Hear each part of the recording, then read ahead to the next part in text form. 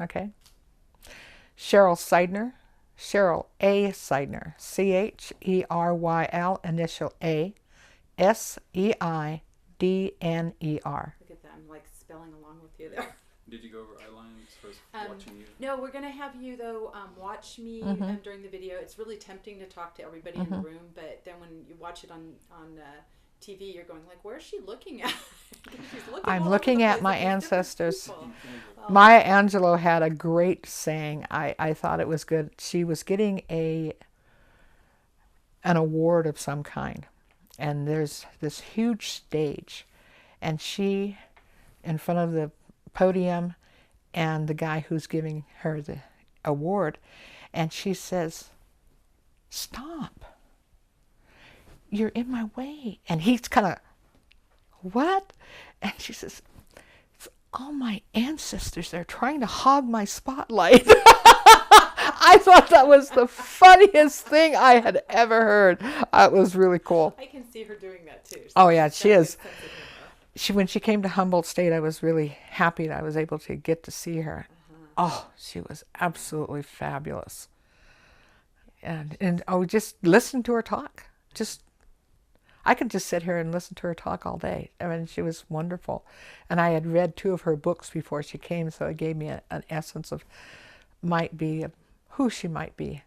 It was fabulous. I think that's always a good idea if you're going to go see a speaker or go listen to some music. I mean, you can get yourself kind of in the mood for it. Or you go to Hawaii, read some novels that were written by Hawaiian people. You just like really, you've got the flavor of it before you get there. So you're like being dumped, in this different culture where you have that adjustment time. You're already kind of somewhat adjusted before you get there.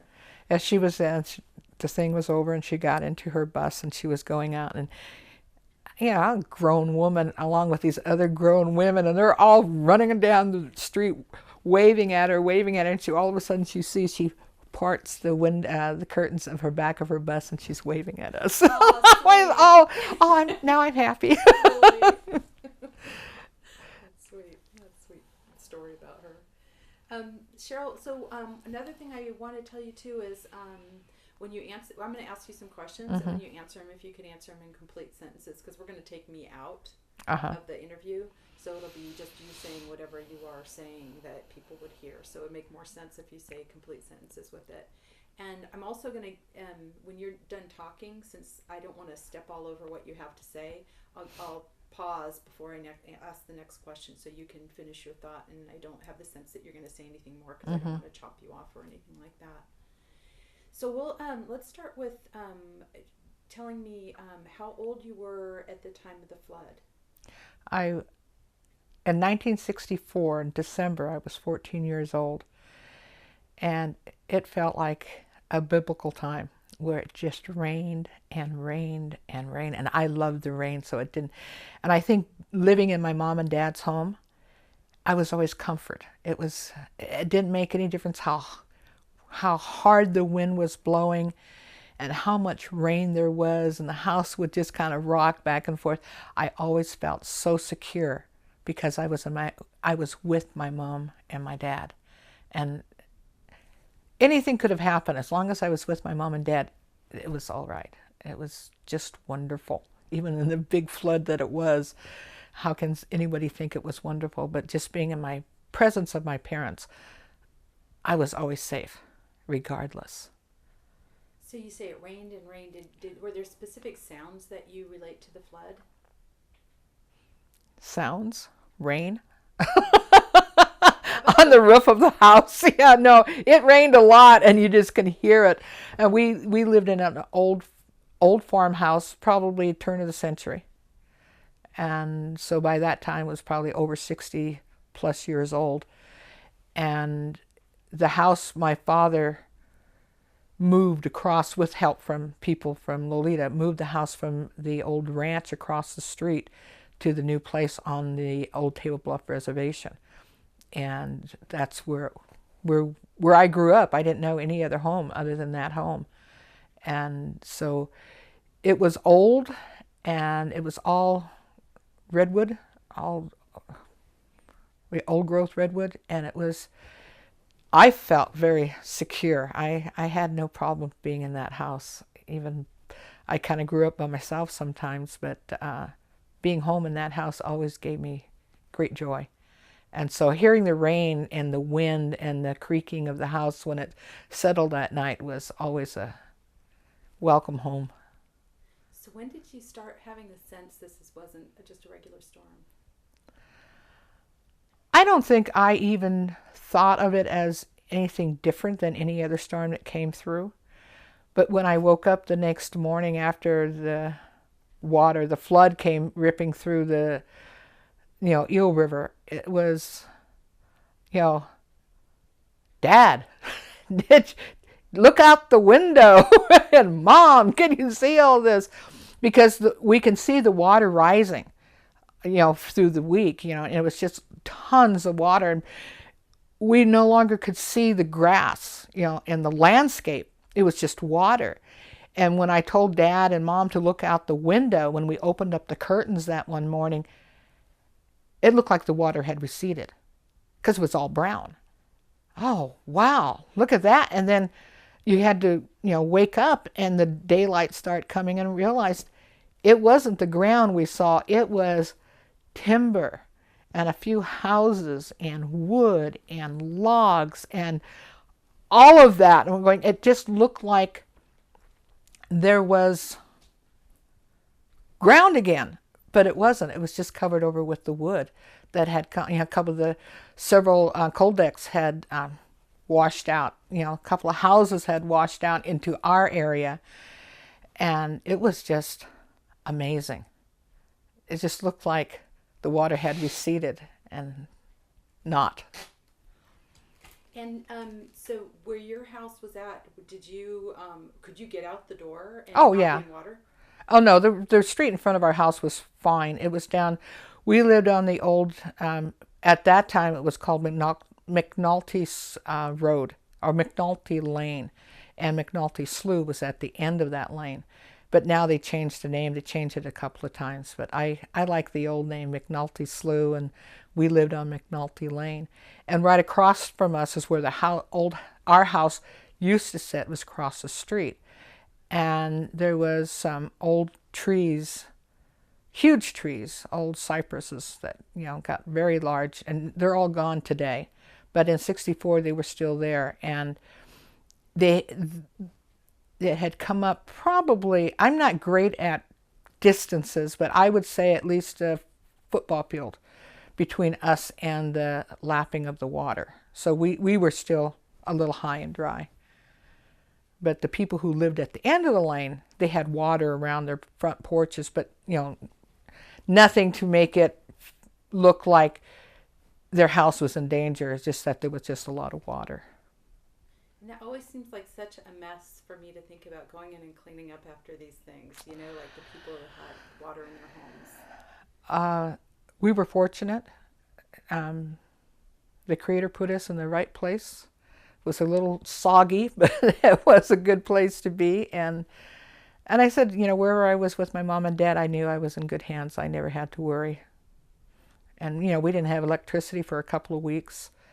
And we had not a gas stove, propane stove. So we already had that kind of heat. Plus we had wood stoves so that we could, heat the house and things like that. So we were fine. Mom knew how to cook and how to preserve food, and we just lived off the land just like normal. It was nothing different. We just didn't have electricity. That was the only difference. Now, your dad did some of the rescuing of some of the people who were stranded? Yes, he did this not only in '64, but he did it in the '55 flood as well. And in the '64 flood, in '55 I was only 5, so I don't really recall that. I just remember a lot of water looking out the door, sitting on the couch looking out the window when I was just that little. But in the '64 flood, they brought in the Coast Guard, and the Coast Guard was moored right out in front of our house. That's how close the water was. But we were never in danger. And this was in the afternoon, and the Coast Guard and the captain and the lieutenant, whomever, officers, I guess you'd say, and the enlisted men there. And they said, well, we need to go out and rescue people, but we need someone to go with us to give us where the channels might be in case that we get into the barbed wire fences and things that we don't know anything about, or the dikes, getting high-centered on a dike or something. And somebody says, well, I'm not going, only a foolish man would go out and do this. And Dad said, well, here I am. And got in the boat, and with 2 or 3 other men besides himself. And he did that from that afternoon until well after midnight. And my brother worked for the dairy up the road from us. It was just a half a mile away. And he worked for the Davies, and Charles and Lois Davy, and he'd go up there, and he always came home for dinner, or for lunch, and he came in, and there was wall-to-wall people. We had sheriffs, we had possibly CHP, but we had Coast Guard, we had Navy, Mom and Dad, me. My brother came around, walked into the house and said, oh, and turned around and walked back, went back to work. I mean, he wasn't going to stay in there. I mean, it was wall-to-wall people. And that was just that was just officers and people. That wasn't anyone that he was taking off the roofs. That all happened a little bit later in the day. And so we made coffee. I think I made so much coffee. I learned how to make coffee that summer. My father taught me how to make coffee. That's another story. But making coffee all day long, and just making sure Mama would cook some food and making sure everybody had something to eat, the officers and the servicemen. And so they got ready and they left, and I sat out there and I watched my father and see the boat kind of, hit the top, the bow would hit the water and, bounce. And pretty soon you'd see a big wave come over. And then I watched, and till I couldn't see him any longer.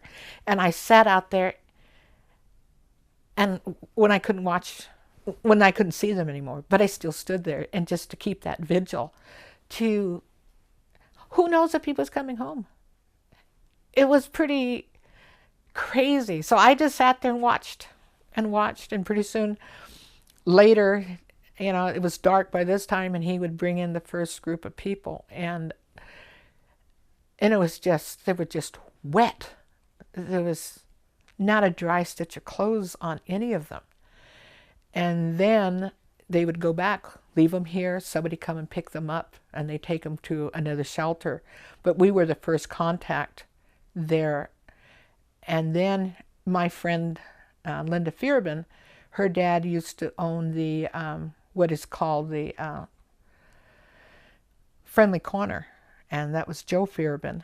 And she said her dad would say that Bill Seidner came and bring some people down, and they would come in and he would feed them and bring them coffee, and so that, and these guys were sitting on the top of their roofs, and so I was really grateful for Linda to tell me that story, because I had not heard that story before. Then years later, when I was working at Humboldt State, this lady would take care of these older people, and she says, what was your father's name? I said, Bill Seidner. And she says, I can't tell you who this lady is, but let me tell you a story of him. And so she restarted this story, which I had already heard, so I knew who she was talking about. This lady was rather large, and she got caught down in the bottoms of Lolita. And Dad came out and says, we're come to take you to a safe place. She says, no, I won't go. I'm too big, and I'll just stay here.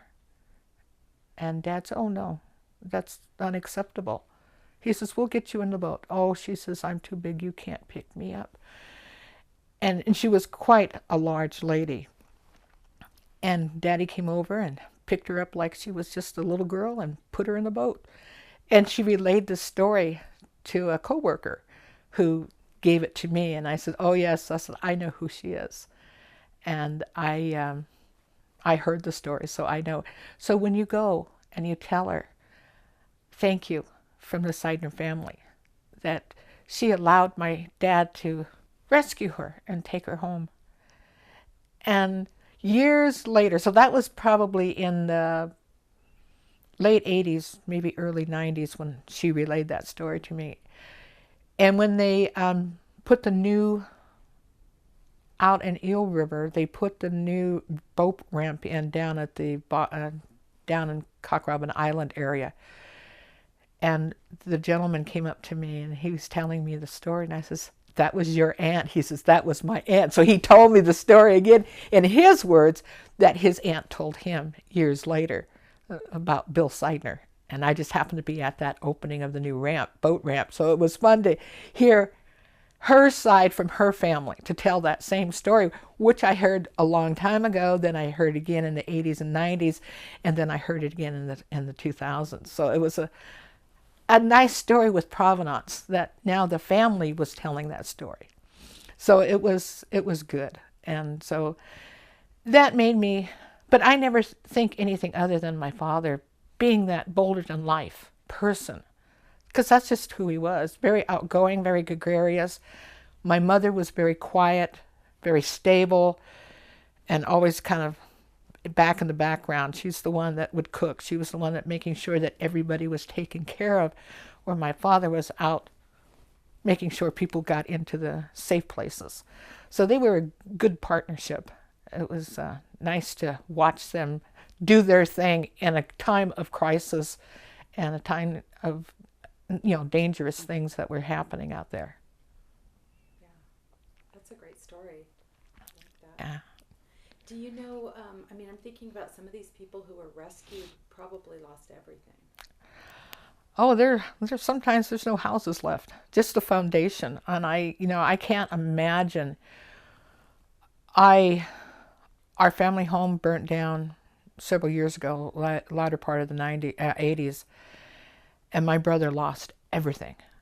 Now, I still had things in, the part of the house that I kept my things, even though I had this house here, but I lost all my old stuff. Letters from my sisters, letters from one of my best friends, and now they're all gone. And that's just a part of my life. My brother lost everything. And so I can't, trying to put myself in that perspective when they lose their whole home. It was there and now it's gone. It's just the foundation left.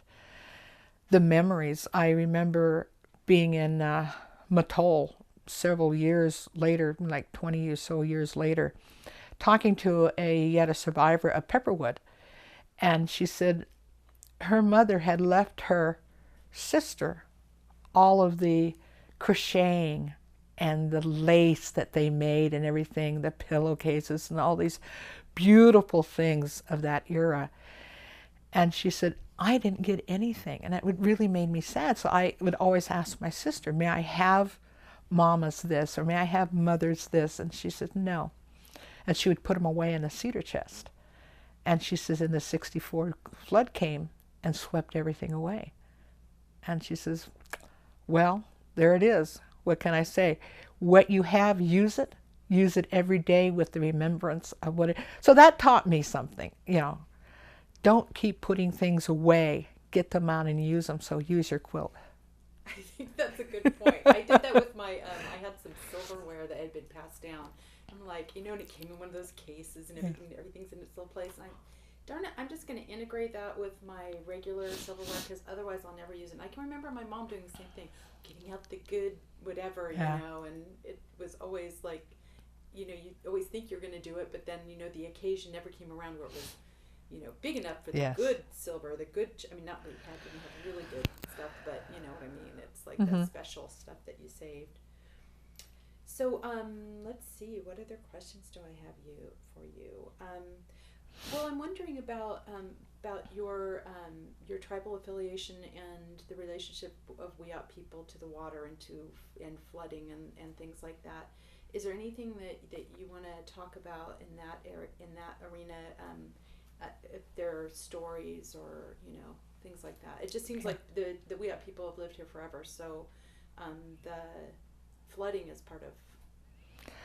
I think in most cultures there are flood stories, and it's no different in our culture, the Wiyot culture, and we do have a flood story, and that is part of the creation story of who we are as a people. And in that, the woman makes a basket, and she put pitch in it so that basket would hold water. And she took her son and her daughter, and she put them in the basket and put preserves in the basket and put all kinds of things in it. Then she put a lid in on top of it, and she put it all together. And when the water came, the little girl and the little boy floats away, and then when the water recedes, they find themselves in this country, and we've been here ever since the times of the flood, and that's how we've come to live in this country we call Wiyot country. And our boundaries are from Little River to the north to Bear River to the south, out to the east to Chalk Mountain to the southeast, and to Berry Summit to the northeast. Is all in there, is all the different waters and streams that we call home, that we use for whatever we need, for eating, for enjoying, the parts of summertime that you can go and swim and things to that nature. And we get eel and salmon and steelhead and trout, and in the bay we have the mussels and clams and crabs, and we go a little bit south, a little bit north, we get the abalone, and all of that. That's just what we survived on. Mother and Dad worked. Mother worked for Eureka Fisheries, and where she filleted fish. And then when that was during the summer, spring, sometimes in through the fall, sometimes wintertime, but not always. Too rough. Can't go out to sea to get fish. And Dad was a logger, and he would go out and fall trees, but almost that was again spring to late fall, and then you're out of work for a while. And so those are kind of foods that Dad would get, he and my brother would get here, and Mother would put them up, and we'd smoke dry things, and eels and salmon and surfish and all of that, and have it all year long. And that's what I miss today most of anything, is the foods that Mom and Dad and my brother and my sisters we would all get together and work. So water is the lifeblood of any people, whether Native American or non-Native American. We have to be very conscious of how we use the water, how we use our land. We don't own the land, we are stewards of the land. And we know that flooding happens because sometimes we don't take care of what we've got. And right now we're in the middle of, this is 2014, we're in the middle of a major drought. And so it's been raining, and it's been fun to have this raining. So I enjoy the rain, whether I get wet or not, or sitting in a safe place or not. I love it. That's a part of Humboldt County. And it's funny to hear people complain, and I'm going, we've had such a dry season, you're going to complain about a little rain? And it hasn't rained here very bad. So, but I understand, and it's different. Yeah, you gotta, it's like I would tell people, if you don't go out in the rain in Humboldt County, you don't go out. So get used to it and get out there, and don't let the little bit of rain bother you. And I probably bought a couple of coats in my life, but I usually run around with 3/4 length sleeves and my toes hanging out. I just came back from Boston, and people are looking at me, and I have naked ankles, and they're going, you need to buy socks. I'm going, okay. So I went out and bought Harvard socks, put them on. Are you cold there? You must have been cold. Oh, it was down to 6 degrees. It was a little chilly, but I just wore a little jacket, fleece-lined jacket, and put a couple of scarves around my neck. didn't stay outside for very much. Of course not. We had to be in the doggone museum down in the dungeon, so we didn't get out much. So it was fine. I told him I'm going to get into the taxi and take me back to my hotel. Gets me into the building. I'm not going to be outside more than 10 minutes at a time. So, okay, don't worry. It's going to be okay. So they all walked me to the shop to buy me socks so I wouldn't have naked ankles, but it's just too funny. Let's see. I think that I've covered most of the questions that I had. Well, I have one more story. Yeah, tell me that. One more story. This is about my sister Melva and her two daughters, Leanne and Donnell. This is around Christmas time. My sister Marion and her husband had just got to the house, and she's now missing one daughter. My brother and my eldest sister and I already live at the house because I'm still a kid, and my two sisters who are married are gone. And so one sister got here. She was living in Red Crest. They had just came in before the bridges went out. And so they were here. You know, my niece, she was just a little bitty baby. And so, but my other sister, Melva, and her husband didn't manage to get out in time. And so she's in Scotia, and the bridges have both gone out north and south of Scotia. And they were flying cargo back and forth, and Dad goes in, and Dad is a pretty tall guy, around 6 foot, and he's a faller tree, so he's a not he's just a big guy, but not fat guy. He's just a big man. And he came up to the pilot, and I guess he knew the pilot. This one I'm not sure. I have to ask my sister. But he said, "No, I can't do it. It's only for emergencies." He said, "It'll be an emergency if I do not come home with my daughter and my grandchildren." And he says, "Okay, you got to ride." So he gets across, and they land on the freeway, on the highway there, and he's walking down the street to my sister's house. And Leanne says, "Oh, there's Grandpa." And Mel says, "Oh, no." She says, "You know, Grandpa's not going to be here. He can't get here, you know." She says, "Oh, no." And Melva says, she walks out, and there was Dad, big as life, walking down the middle of the street, coming to collect her and the girls, take them to Mom's. Because Mother was not having Christmas without her family. And, I mean, that's the kind of gregarious dad I had. He was very outgoing. They didn't even have to speak English. My father was able to make friends with anybody. And that was the kind of person I wish I could be more like.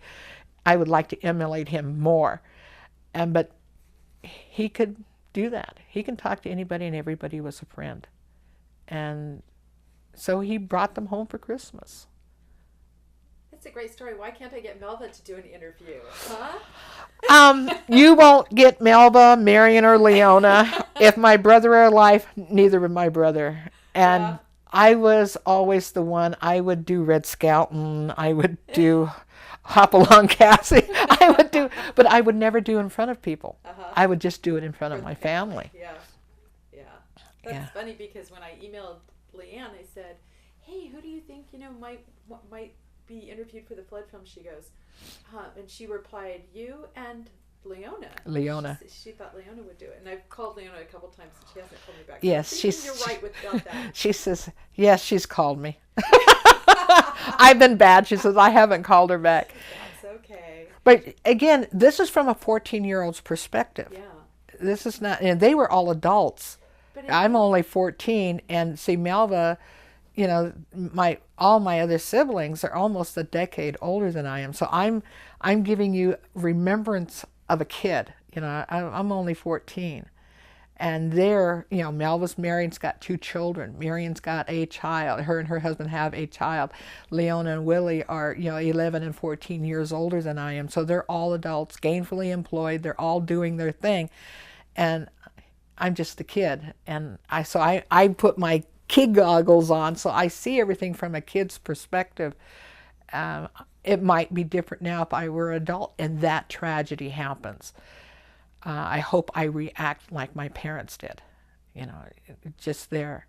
The gentlemen, the two Coast Guard men who were stationed out in front of the house, we would bring them over for dinner, and we would play dinner, and we'd have dinner, and one of them would stay and watch. We played Monopoly one night. All the gas lanterns, you know, the kerosene lamps, we're all looking around. And finally they said, well, we have to go back outside, you know, and then it's still raining and it's still, you know, wind is blowing. And they left. Unfortunately, one of the gentlemen was killed in Klamath. He was drowned in Klamath. After they had got everything situated down here, he and his partner went to Klamath to help whatever was happening, because Klamath Bridge had gone out. And so, unfortunately, he was lost. He lost his life there. And weeks later, the bridge was still out. My mother had to see her sister, who lived in Fort Dick, up in north of Crescent City. And so, my uncle's wife and my mother and I get into the car. Her sister-in-law, my mother's sister-in-law, drives us to Crescent City. We had to get on the ferry. That freaked me out. We had to get on that ferry to go across Klamath River, as swollen as it was. And then you start here and you go this way. And I'm going, we're not going to make it. We're not going to make it. And I'm not saying anything, but this is what is going on inside of my head. You know, I'm just almost terrified, but I hold my breath. And we get down here, and pretty soon it starts going back up the river on the other side to meet the landing on the other side of the river on the Klamath, and it scares me. And when this was in '67, when we were in Alameda, went out on the USS Enterprise. My cousin was stationed on there, and we got invited to spend the whole day on the Enterprise out in the middle, well, not in the middle of the Pacific, but where we couldn't see land anymore. In order to get to Alameda, we had to go through the Alameda Tube.